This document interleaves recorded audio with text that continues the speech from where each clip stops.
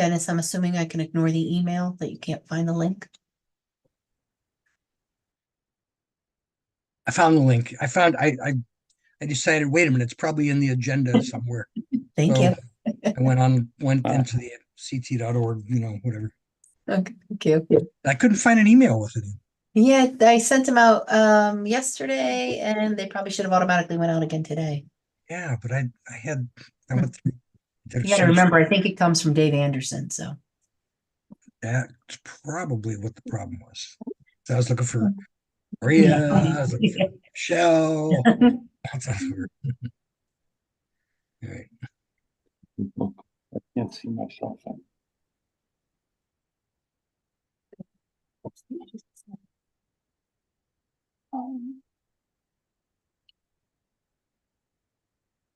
Down here.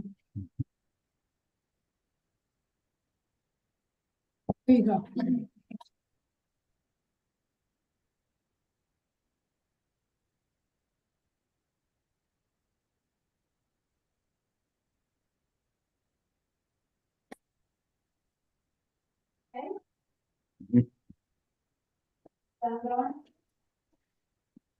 Yep.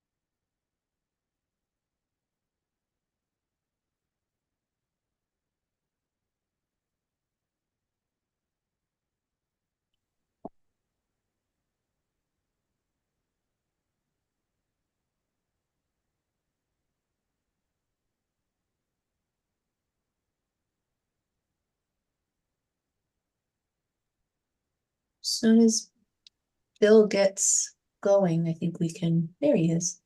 Okay, can you hear me now? Yes, sir. Okay.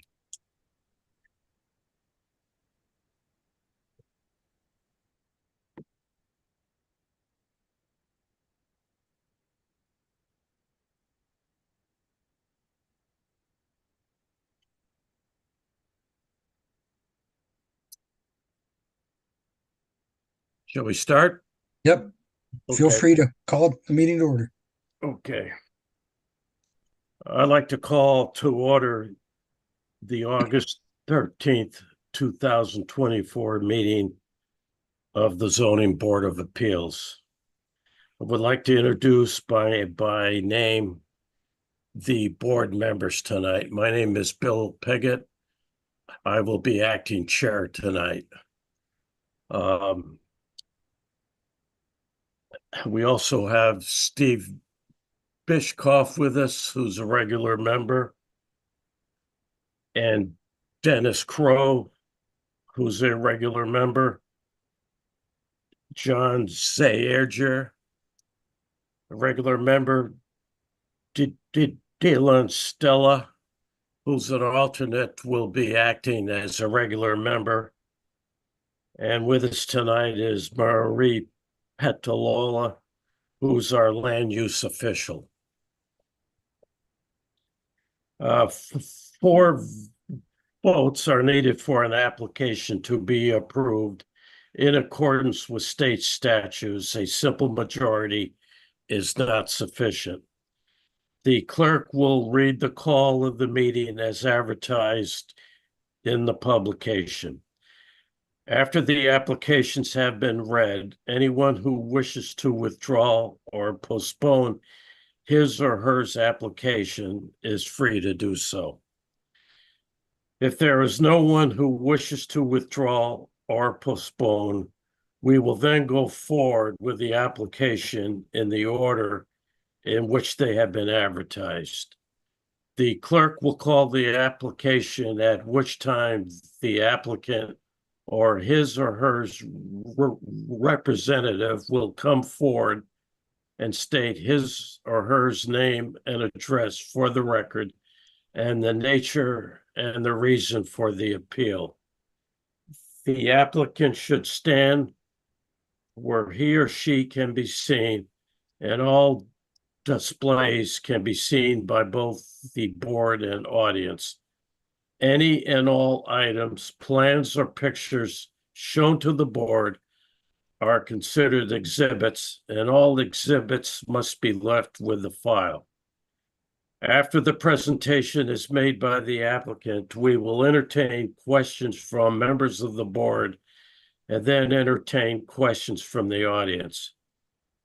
We will also, after that discussion has taken place, accept presentations or statements either in favor of or in opposition to the particular application.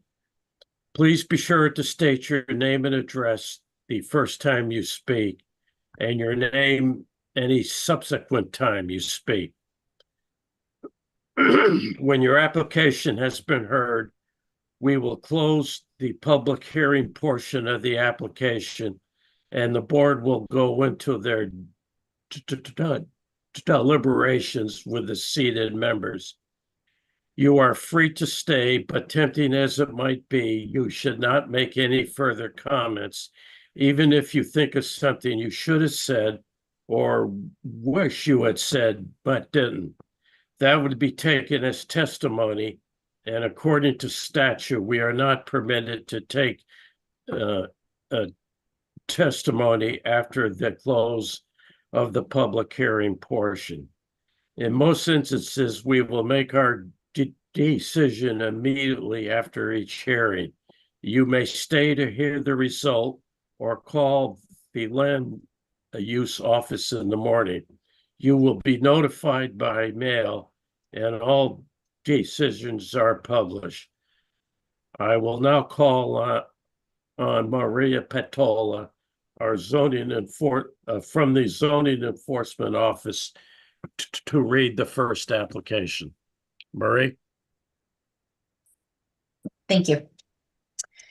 Legal notice, Madison Zoning Board of Appeals, Madison, Connecticut. Notice is hereby given that the board will hold a public hearing on Tuesday, August 13th, 2024 at 7 p.m. The meeting will be conducted remotely as a Zoom online webinar. Attendees may join the webinar through either the webinar link or call-in information below. www.zoom.us. Webinar ID 920-0270-2103. Password 388818 or call in 1-646-558-8656. Madison Zoning Board of Appeals, 24-11 19 Parker Avenue, map 15, lot 46, zone R5. Owners Robert E. and Lauren W. McManus. Applicant Cody Construction LLC. Variance request to 3.8B to allow 1,448 square feet of coverage where 1,192 square feet of coverage is required. 3.8B to allow 3,889 square feet of floor area where 2,320 square feet is required. 3.98 to allow 32.6 maximum average building height where 30 feet is required. 3.9C to allow 38.8 feet maximum total building height where 35.5 is required. Application includes a coastal site plan. Further details, including application materials, are posted on the Town of Madison website, www.madisonct.org, under the calendar link at the meeting. Questions and or comments can be emailed to the land use office at landuse@madisonct.org up to 24 hours in advance of the meeting. Dated this 23rd day of July, 2024, Richard Gilbert, Chair. This was published twice in The Source, once on August 1st, 2024, and once on August 8th, 2024.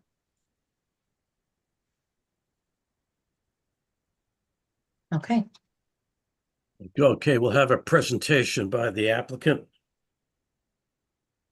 Hi, good evening, everybody. My name is Chris McKeon, with the law firm of Burstein, Volpe and McKeon. We're located at 900 Chapel Street in New Haven. I am also a resident of the town. I live at 31 Hotchkiss Lane, which is where I'm talking to you from tonight instead of being at our usual location. I see that I have the rest of my team is here as attendees, and I'm wondering, Maria, if you're able to make them be panelists. absolutely. Who would you like over? Mr. Parker, Mr. Ott? Yeah, Mr. Ott, Mr. Parker, Paul Cody, Joe Davola, Robert and Lauren McManus are the owners. I think they all can be panelists. Whether or not they're going to actually speak, I don't know. I don't think so, but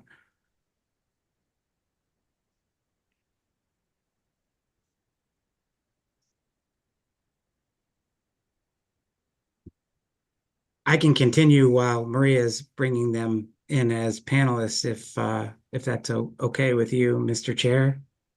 Yes, please proceed. Okay.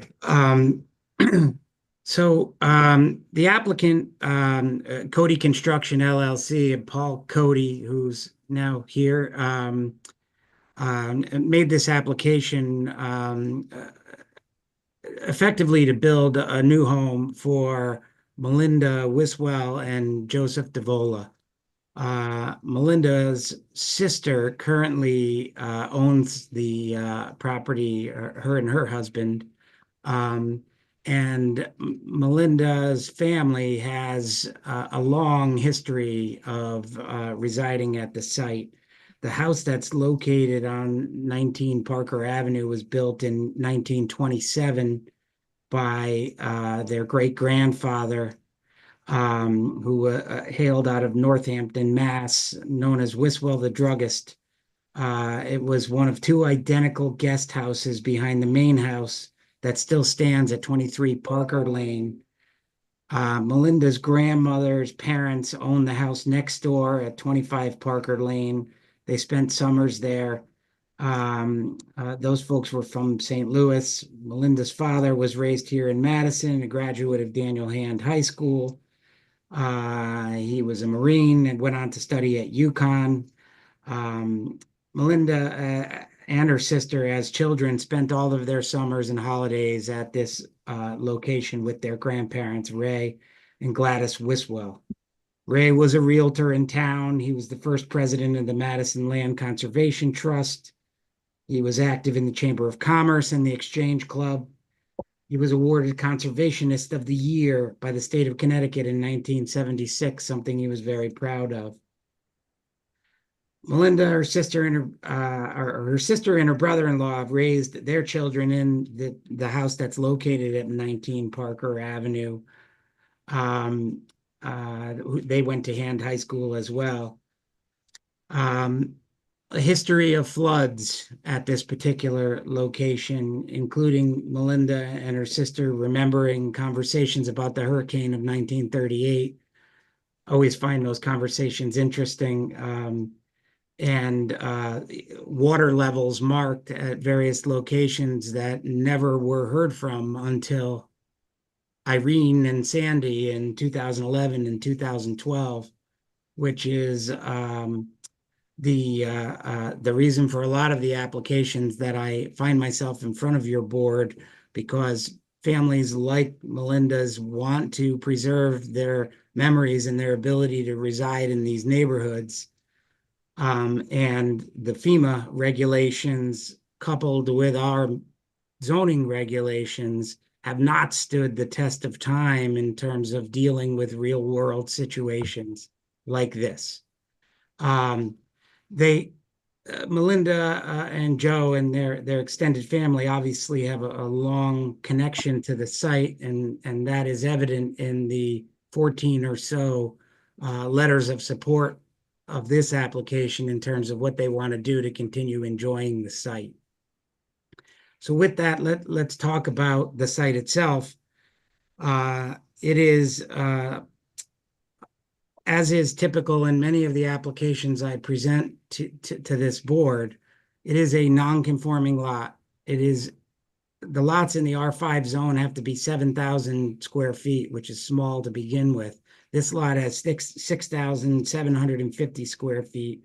And like other applications I've been before you on, it has 2 front yards with 2 25-foot setbacks. This lot is also located in the AE 13 flood zone and limit of moderate wave action area, imposing additional building construction constraints. Perhaps most importantly, this lot has an average grade of 4.9 feet, which is lower than I think any application that I've been before this board on. And it results in a remarkable raise of first floor level of nearly 9 feet on this particular application. So all of those factors, I would suggest to you, make this a unique property and one that constitutes a traditional hardship analysis.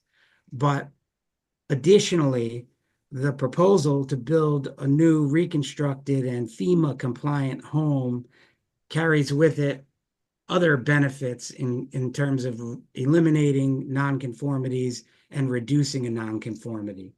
So let me quickly cover those. There are 3 yard nonconformities. Again, we have 2 front yards. To the south, the existing house is located 17.7 feet from the boundary, where 25 feet is required. To the north, there is a smaller but still existing nonconformity where the house is located 24.6 feet from the property boundary, where 25 feet is required. There is also a side yard setback nonconformity to the east, where the existing house is located 7.6 feet from the property boundary, where a 12-foot setback is required. The applicant's proposing to replace the existing non-conforming and non-FEMA compliant house with a new FEMA compliant home. The reconstructed home will result in an elimination of the 3 yard nonconformities that I just listed for you. Additionally, the lot and the current house represents a building coverage nonconformity. The current coverage is 1,633 square feet, where 1,192 feet is required. The proposed newly constructed home would cover 1,448 square feet, reducing the current building coverage by 185 square feet. Again, important, but not necessarily a zoning nonconformity or a zoning issue, is the fact that the existing home is a 7-bedroom home. And from public health code purposes, that is significant when the proposed reconstructed home will only have 3 bedrooms, which presents a much less septic demand or requirements. So the end result that we're seeking to get here with a newly constructed home will be obviously a FEMA compliant home, one with a new state-of-the-art septic system accommodating a 3 rather than 7-bedroom home.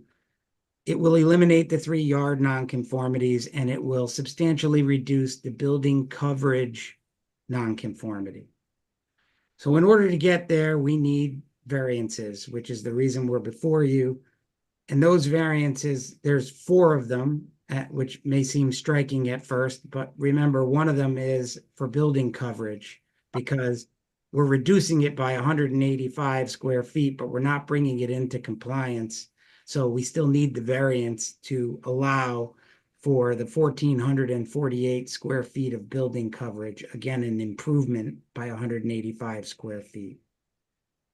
The other one, and at the risk of sounding like a broken record to you, is a floor area variance, because as I've indicated to you in the past, when we raise these homes, the floor area, excuse me, the first floor to the height required by FEMA, we're left with this area below the first floor that, quite frankly, our regulations don't treat kindly or favorably.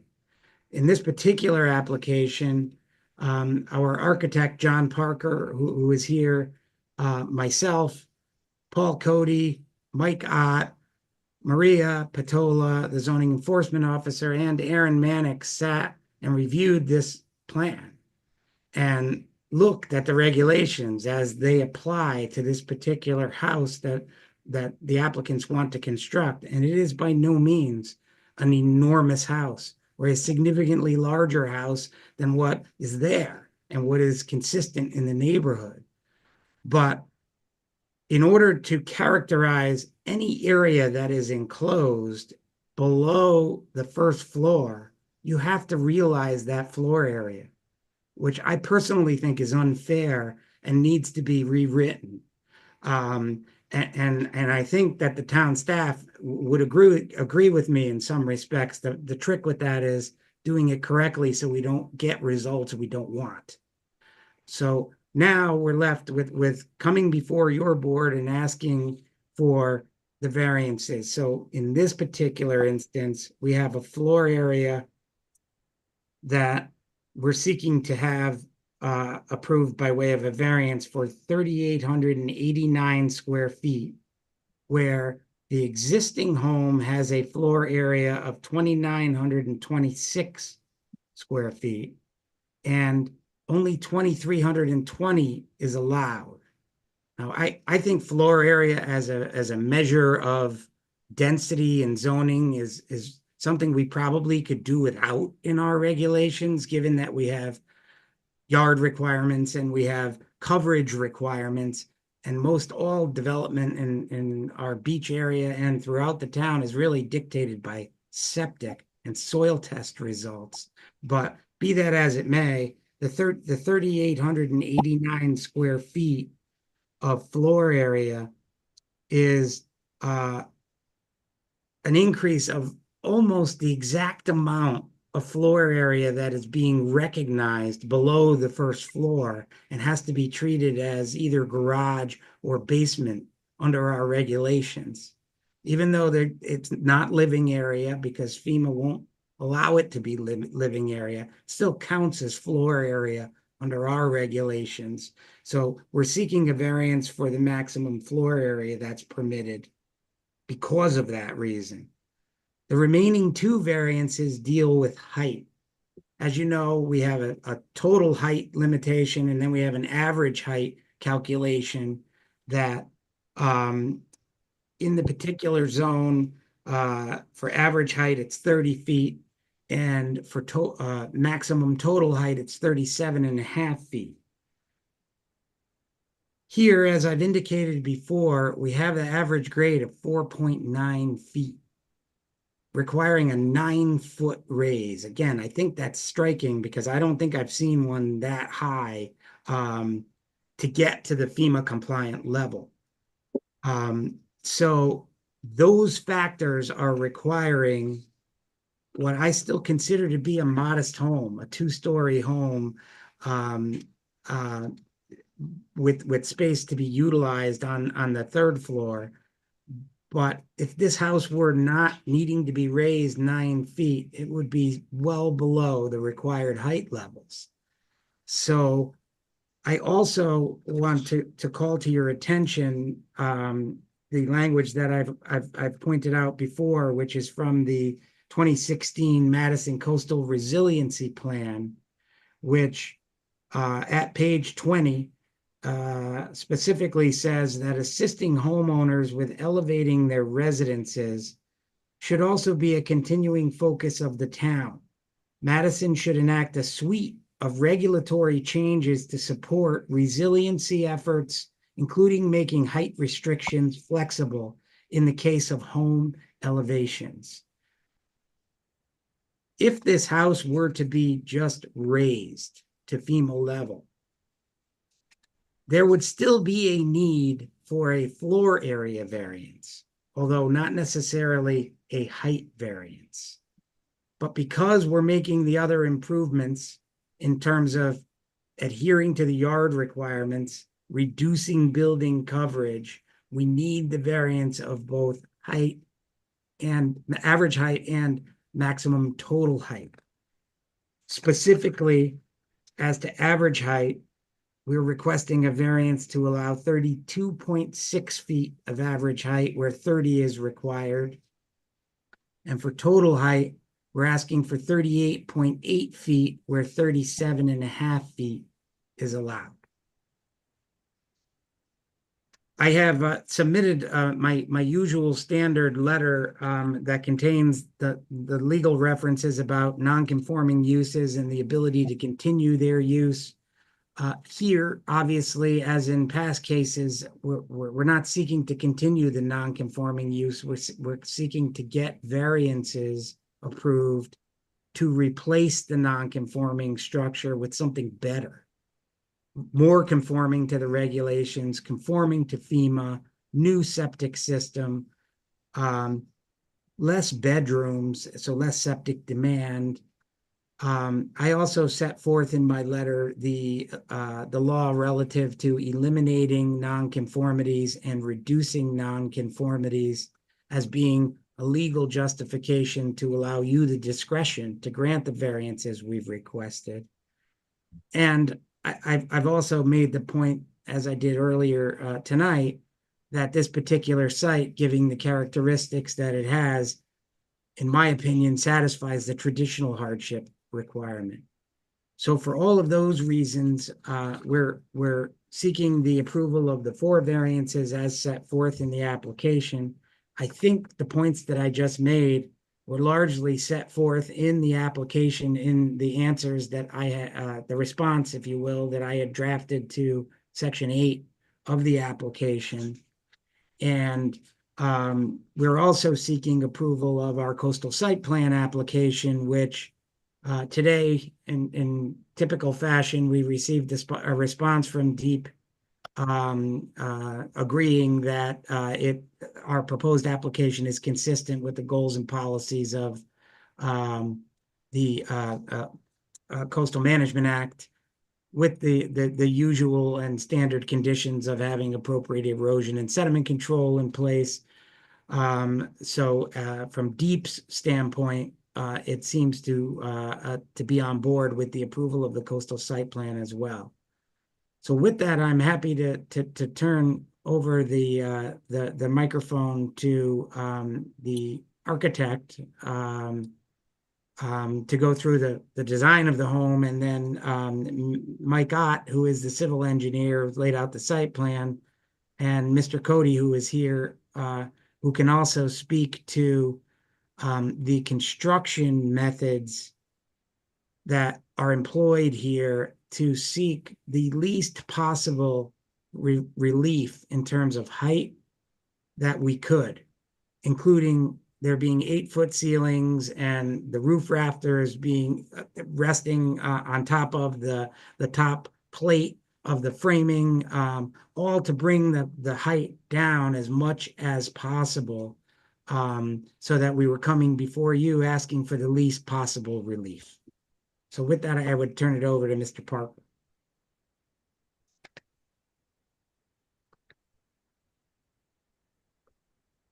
And you're muted, John.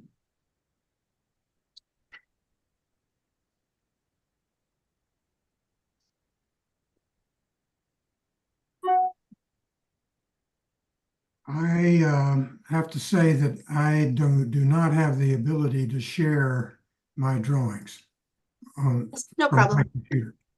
I can do it. Okay.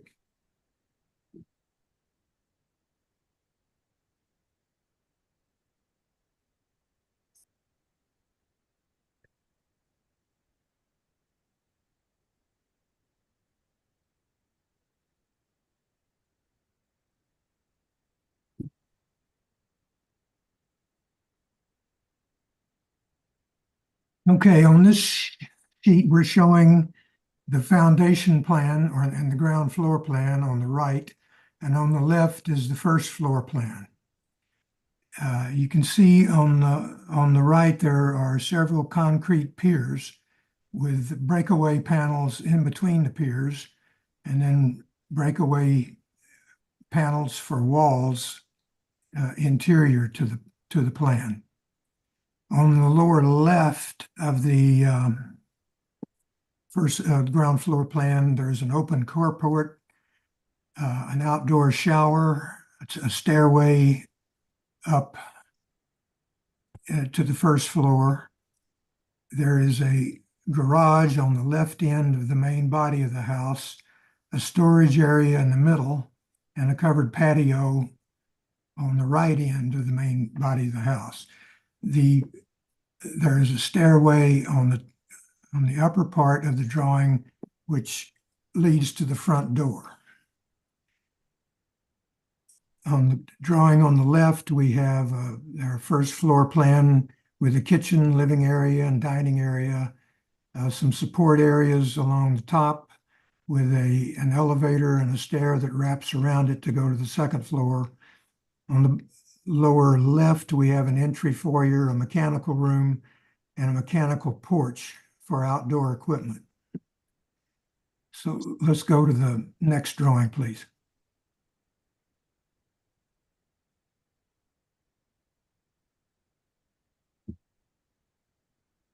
Here we have the second floor plan on the right and an attic plan on the left. There are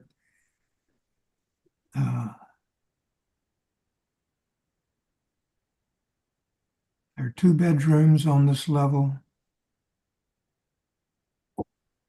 And I thought we had 3 bedrooms, but we really just have 2 bedrooms.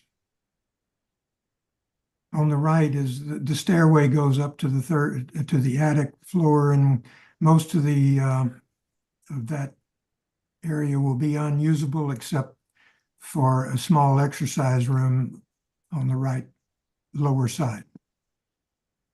Now, next drawing, please.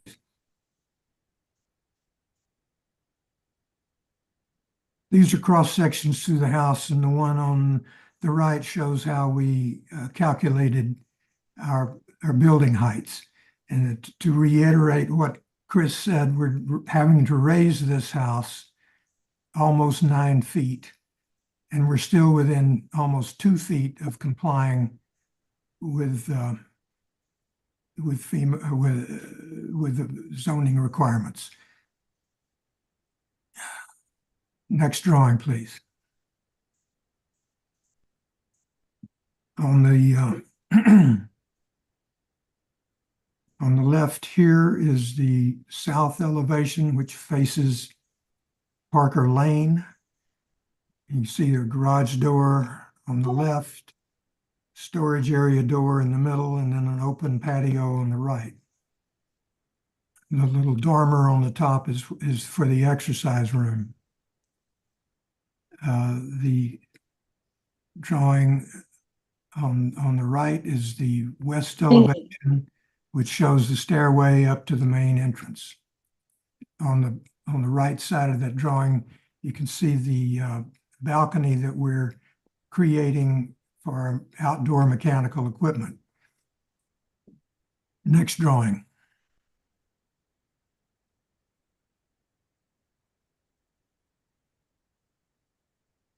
So these elevations are from the other side. The drawing on the left shows the front elevation facing Parker Avenue, and the drawing on the right shows the east elevation with the open patio on the bottom floor. And that's about all I have, unless someone has questions.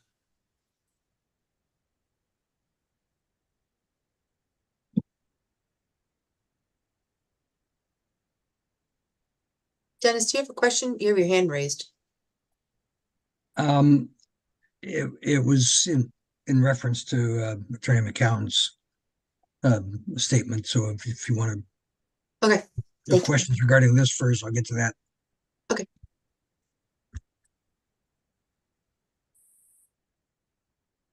I have a question, I guess. So in your architect design, how much of the bottom floor is counted in the total floor space? Everything but the, I want the number. Is it 750 feet? Is it 1,000 square feet? How many square feet?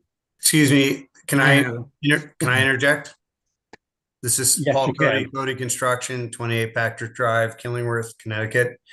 The number under the house you're referring to, Yes, sir.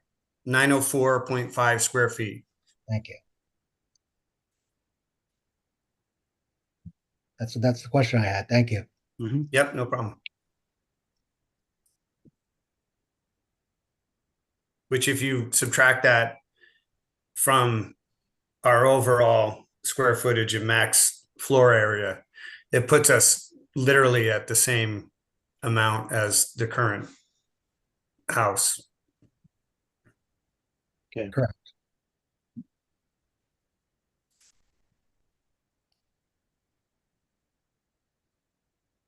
Paul, can you speak to the bedroom count? I had indicated there was a 3-bedroom. We might. Yeah, I think the intent was that we knew when the plan would be reviewed by the town that they would call at least the sitting room or something, another bedroom. So we just went ahead. The client said they only want 2 bedrooms. They don't want too many guests, so they only wanted 2 bedrooms. So, but they would, the health department would definitely call one of them a bedroom. So that's why we've reduced to 3 instead of 2. But arguably it could be 2, but not worth the argument. Okay. A couple things I might add. Should I add a few? Sure. Dimensional. So we were discussing the max height of the building. If we were at normal grade, which is typically, and most houses I build, about the finished floor is about 2 feet above finished grade generally. This house, the max height, we would be 8 feet under the 37.5 foot allowance. And with the average grade at a typical grade, we would be 5.5 feet under what's allowed in the zoning regulation. So the intent with this application, through a lot of hard work from John Parker, Mike Ott, Chris, myself, clients, was to put together something that was, responsible and good. In moving it, we improve all the side yards. We actually are within the building envelope. We've made coverage reductions, which, obviously we're trying to make the best proposal for the property, with regard to regulations, with regard to the client's needs, and what's allowed. I would only add to that the fact that the letters of support from all of the immediate neighbors and others in the more expanded neighborhood, I think are unanimously in support. They were shown these plans, and many of the letters of support indicate that they, had seen and reviewed these plans and are in support. 13 letters, I'm sure they were shared with you. Okay. And Maria, I believe there were nothing negative. No, outside of the ones we got from you, we didn't receive any phone calls, no emails, no additional mails. So the community is definitely spoken in approval.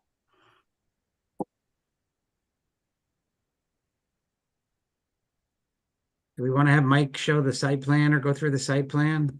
I know it's on file on part of the record, but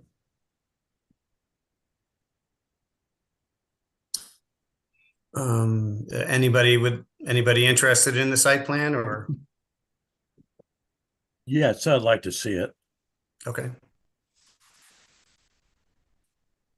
What- Good evening. I'm saying before we do that, I want to get back to my question though, because um, I didn't want to interrupt Attorney McKeon, but he stated that he had sent a letter in, and I don't believe I've seen that letter. yeah, I just summarized my letter that I went through for you. So I didn't I'm submitting the letter. If we were in the room, I would have handed you the letter and I would have summarized it, which is normally what I do. So I've covered everything I put in my letter. I just need to make it a part of the record. That's all. Okay. Yeah, you didn't miss anything. I apologize for confusing you. Okay.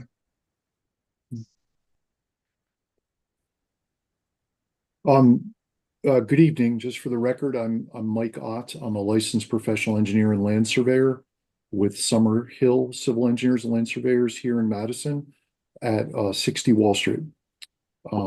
Maria, may I share my screen? Yes, you may. Okay. Can the board see my screen now? Yes. So not a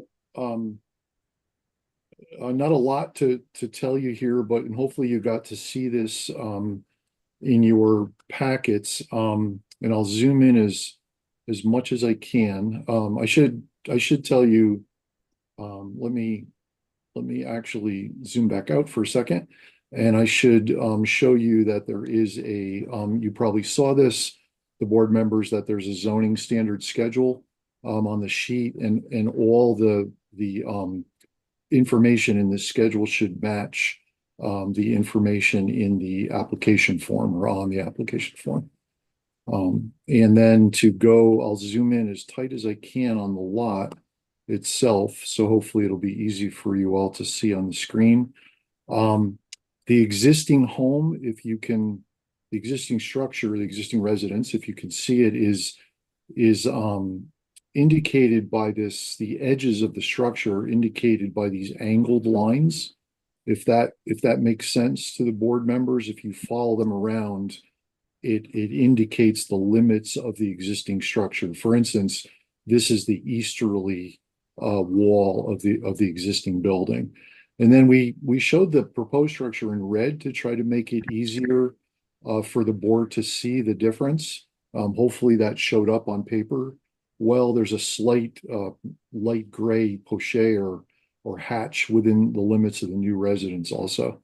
So you should be able to see if you have this, if you can see it on the screen well enough, or you have your paper copy in front of you, you should be able to see the dimensions from the property boundaries to the existing structure.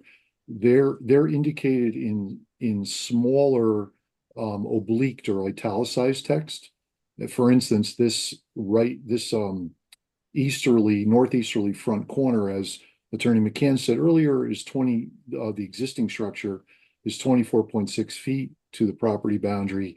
And you can see here that the new residence will be compliant at 25 feet from the property boundary. And those dimensions apply all the way around from all property boundaries. The smaller text that's italicized is to the existing structure, and the larger text that is not italicized are the dimensions to the proposed new residence.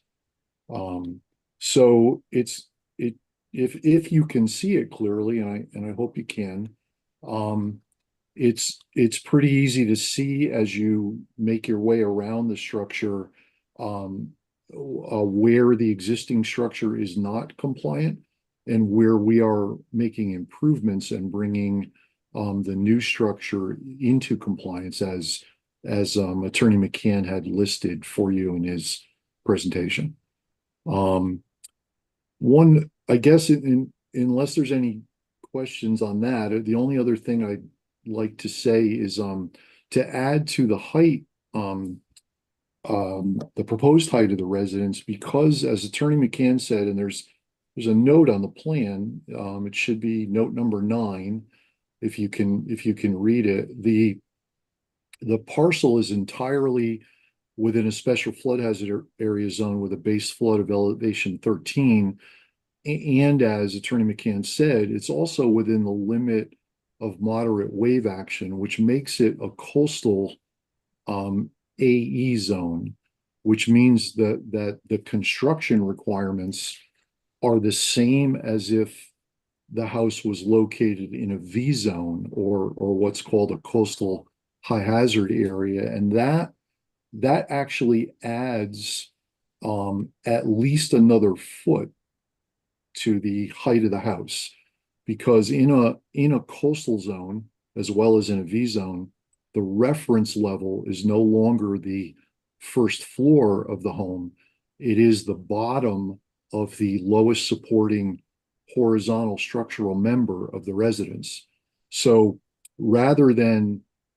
state building code, FEMA's National Flood Insurance Program regs, and the Town of Madison Floodplain Management Ordinance all require that in a normal A zone, that the first floor or the lowest floor be 1 foot above the base flood elevation.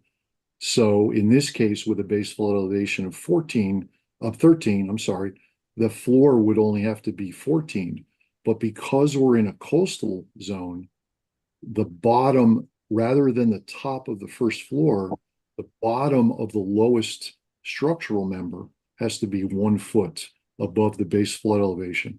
So if you look at John Parker, the architect's drawings, you will see that in one of his elevations. I believe it might be on page 4. I believe you will see that he has called out the bottom of the structural member to be at 14. And that, of course, drives the floor up higher and drives the height of the house up a bit higher. So that's the only other thing I wanted to add. And I'd be glad to answer any questions if the board has any. Are there any questions from the board?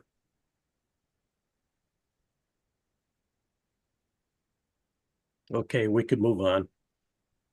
Thank you. So I too am available to answer any questions, as is Mr. Parker and Mr. Ott and Mr. Cody, and the applicants who are here as well, if there are any questions from the board.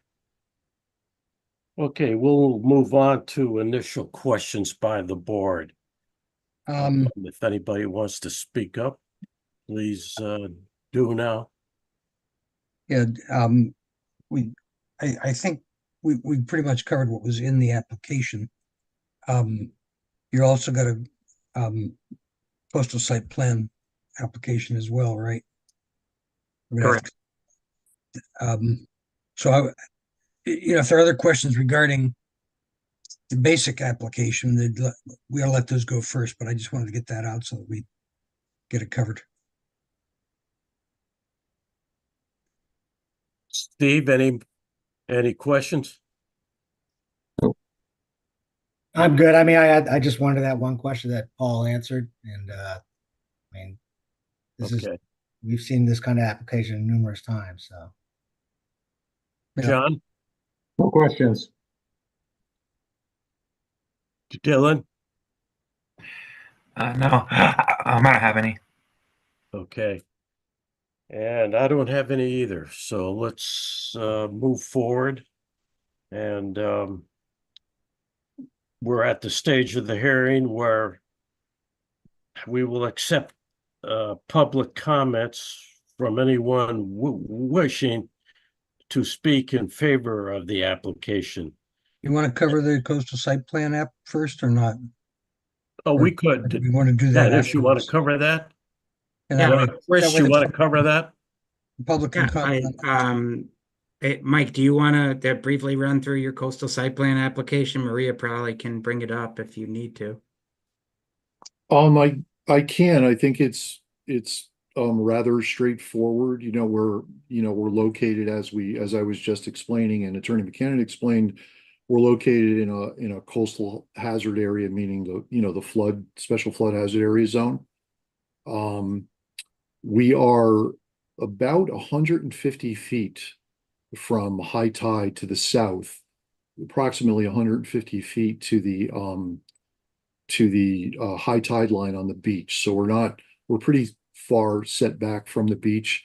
We're also quite a distance from the nearest tidal wetlands, which would be on the north side of the house to the north of Parker Avenue, north and northwest, I guess it would be, to tidal wetlands. So those are really the closest coastal resources. We're in the special flood hazard area zone and a good 150 feet from the beach and probably 150 plus from tidal wetlands. So those are the coastal resources on and in the vicinity of the parcel. Yeah. Can we get that application back up on the screen? I just want to flip through it, make sure we've covered. Okay, so site plans, written project information, got the variance application. Sound, single family residential, yeah, okay. And in square feet, not disturb acres of land. Go ahead. Demolition, rebuild, elevated for FEMA, floodplain management. Roof water directed to subsurface infiltration, park area be gravel surfaced. Okay, so permeable. And got all these on-site, off-site, and adjacents. All right, coastal waters, we know that. No tidal wetlands. All right. Consistency regarding the coastal resources identified in part 3. Will anticipate potential adverse impacts. Yeah, okay. General development. Consistent with coastal use. Yep. No, this is not applicable.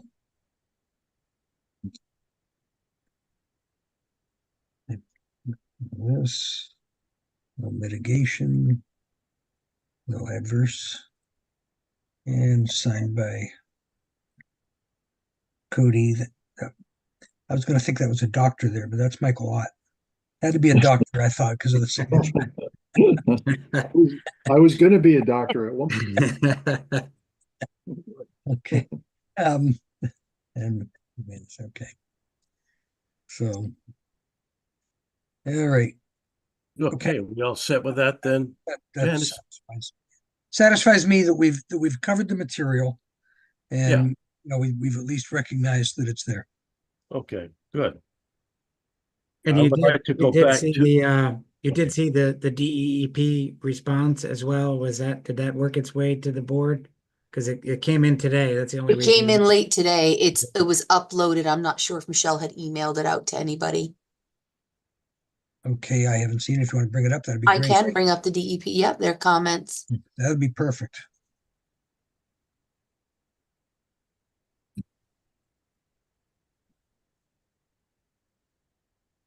It was in the folder. Review.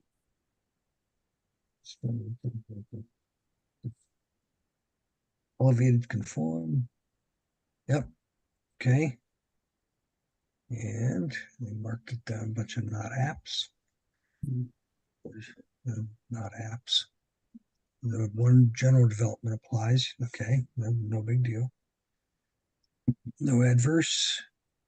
Issues of concern, nothing marked. Summary and recommendations. All right.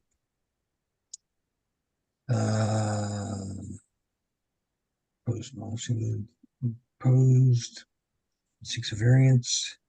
Okay, 1, ensure installation and maintenance of appropriate soil erosion, sediment control measures during the planned period. Deviation meets FEMA AE parentheses, EL 13 zone standards, or flood management standards. Any more? Nope. Okay. Well, it doesn't sound like they're restricting you very much. Everything you'd planned on. All right.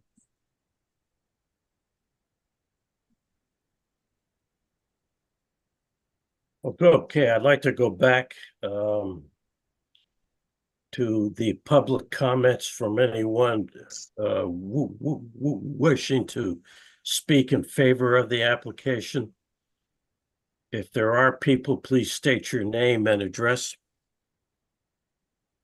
There is no one online attending. Okay, thank you, Maria.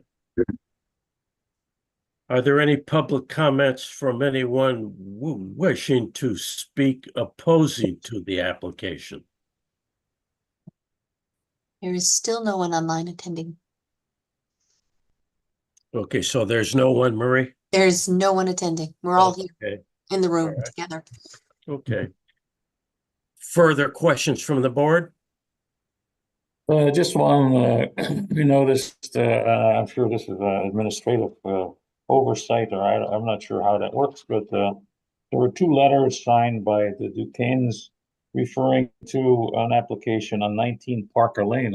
Is that the same as 19 Parker Avenue? I'm new to Madison, so. It's actually not. There is a Parker Lane and a Parker Avenue. The Duquesnes, they're part of an LLC that owns Parker Lane. I think it's 11 and 19. I had the GIS map up earlier today. So Parker Lane, 11 Parker Lane, and 15 Parker Lane. That is the road closer to the water, so south.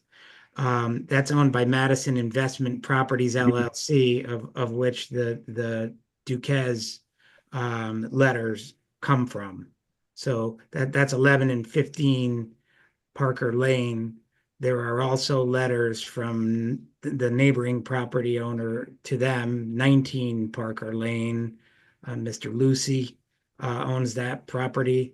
And then a letter from Mr. Rosenblum, who's 23 Parker Lane, as well as the 2 properties on either the east or west side of the subject parcel. There are letters in support from, as well as those across the Parker Avenue in support, and then several from Flower Avenue as well. Those are our 2 road frontages. Right, Parker Lane and Parker Avenue, the property is between the 2, yeah. Okay, thank you for clarifying that. It's okay. Okay. Any further questions from the board? I have none. If there are none, I'll ask if there's any correspondence received into the record by name and date.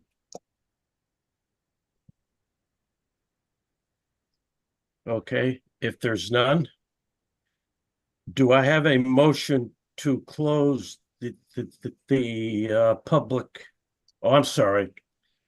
Any final comments from the applicant? No, sir. Any final comments from the public? None. Do I have a motion to close the public portion of the hearing and to deliberate the application? At So this moved. point, there could be no more communication with the applicant or public. So moved. Second, I'll Second. okay. Who would like to start first? I guess I can. This seems like one, as I think Steve mentioned it, is that we've seen a number of these before where people are basically tearing a house down and raising it to meet FEMA. And while they do reduce some non-conformities, they incur another one, or 2 in this case. Well, it's the height couple of height items in the floor area, and that's almost just imposed by the very nature of meeting the FEMA requirements. So, by virtue of reducing the other nonconformities, I think we have two good reasons right there to, the FEMA requirements and the reduction in nonconformities.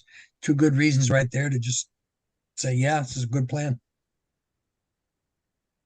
Steve? Yeah, I mean, again, we've seen a number of these cases. I think, one of the important factors to look into is to make sure that the size of the new house, when you subtract out the basement, is approximately same size as the other one. That seems to be the case in this thing. It's a few feet larger, but I'm gonna go on that. I was a little concerned with the height restriction, but given that they have to raise it, I think it's 9 feet, 9 inches or something like that to get to the level. And I think because of getting that FEMA qualified, I can overlook that too, and I'm in favor of approving this application.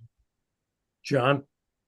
I took a look at the site, and there is a number of houses around the current house that have been increased in height according to FEMA regulations, and they're all much higher than the smaller original homes there, of course. And it's just as Dennis mentioned, the requirement of FEMA to increase the height structures, which seems logical in this particular instance. So I would be in favor of moving forward.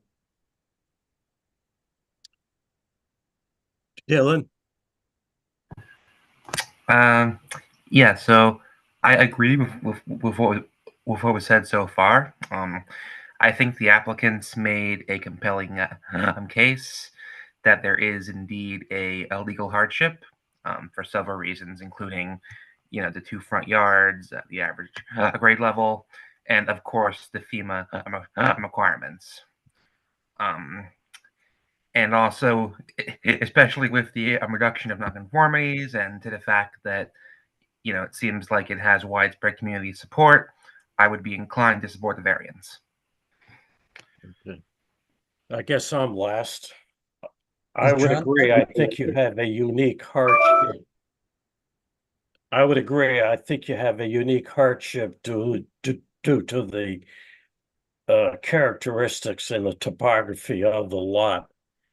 The only thing I'll say about the reduction of nonconformities is that when you look at the reduction of nonconformities and the versus the increase in the variances, you always look for a net reduction. And I think in this case, yes, you've eliminated 3 nonconformities and you did reduce a variance, but you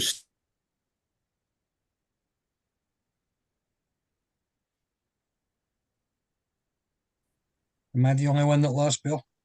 Yeah, no, I lost.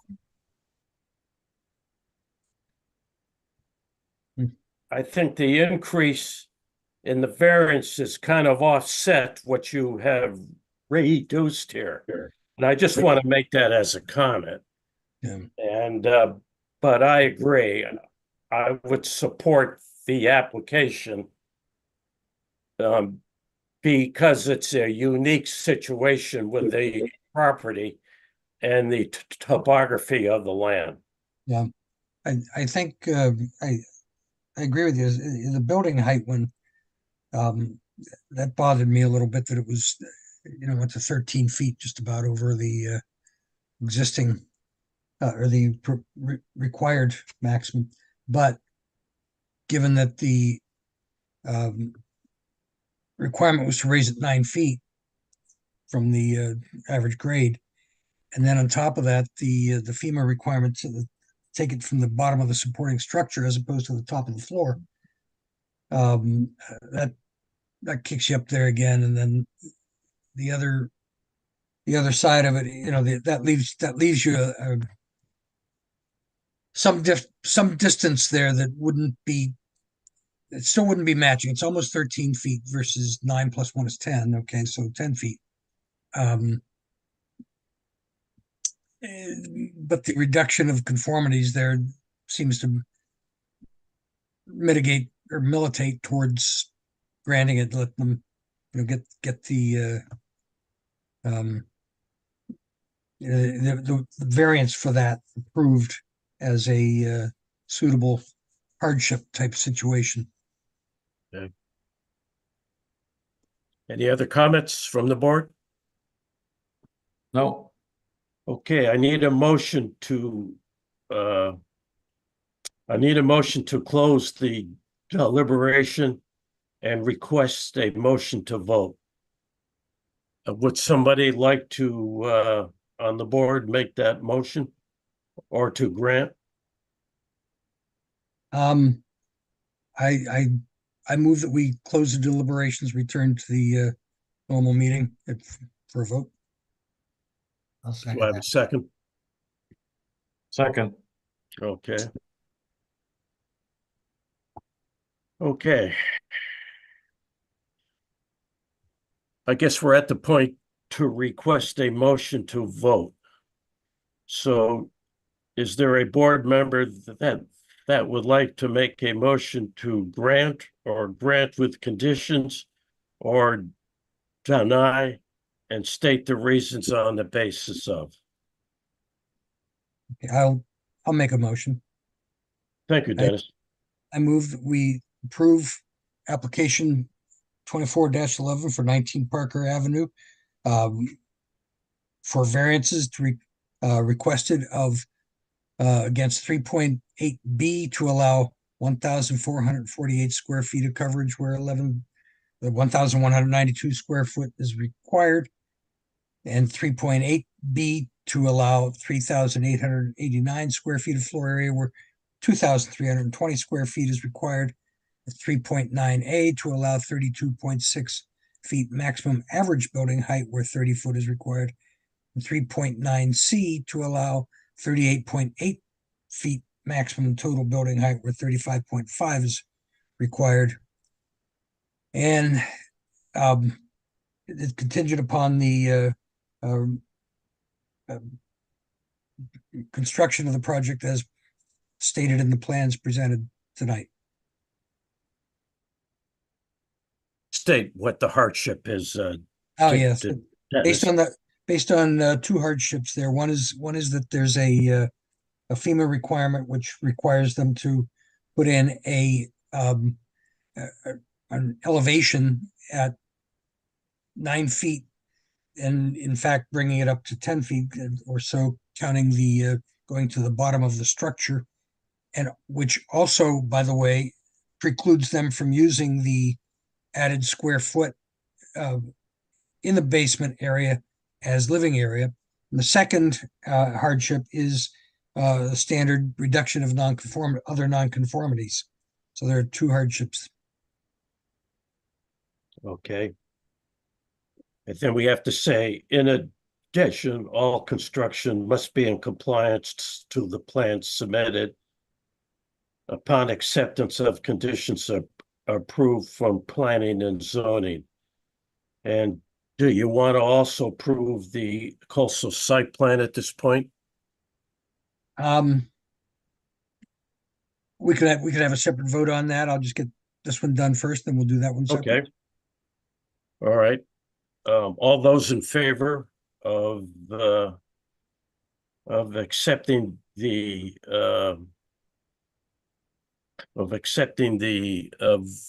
vote, please say aye. Or Aye. aye. All those not in favor? Okay. Vote passes and congratulations. Okay, I'd like to make a motion that we approve the coastal site plan for attached to application 24-11 for 19 Parker Avenue. I'll second that. As compliant with the coastal site management plan. I'll second. All those in favor of the coastal site plan? Aye. Aye. Aye. All those opposed? Okay, thank you, gentlemen. Good job, gentlemen. Attorney McCown. Very good. Thank you. Have a good evening. Yeah, you do well in front. You do Thank well in you. front of us, Attorney McCown. We're happy to have you here, sir. I appreciate it. Thank you. Thank you. Have a good night. Thank you Right. very much. Bye-bye. All right. Do we have minutes? We have to vote on the minutes from the last meeting, Marie?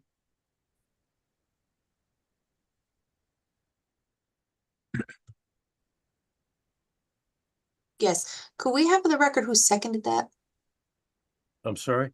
Who seconded the motion? I think, Bill On did. the coastal site plan? Bill yeah, did. build it? Okay. No, not for the coastal site plan, for the application itself. Well, the original application, I thought Steve did. Yeah. Yeah, I think Steve did. Thank you. Thank you. And you only have one set of minutes, right, to vote on? Didn't read 'em. Okay, so you to read the minutes or do we just approve it? Well, did everybody read them? Did anybody have any I did not have questions, any. changes, comments? No comments. I saw them. Didn't. Okay, then let's vote on approval of the minutes. Do we all approve? Aye. Do we want to make an emotion?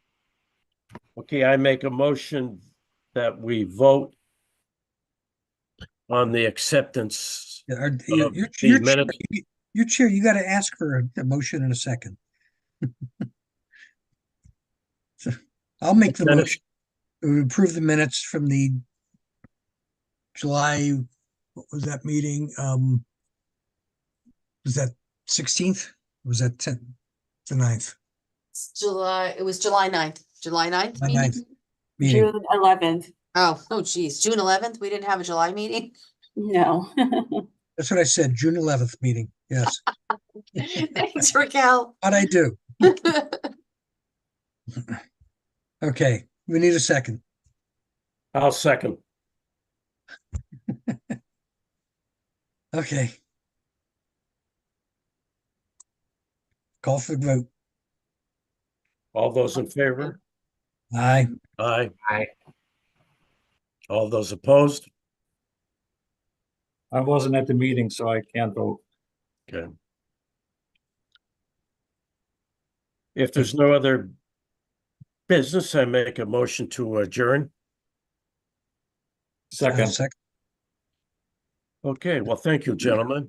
This was a good night.